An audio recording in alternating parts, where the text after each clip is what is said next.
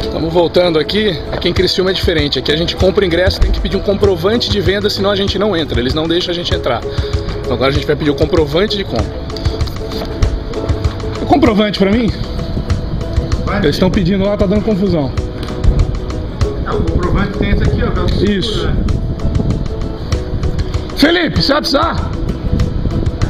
Precisar de mais um. Ô, fera! Aí, ó. Dá o comprovante. Cara, aqui eu tô bravo lá no portão. Aqui, ó. Esse é o comprovante, ó.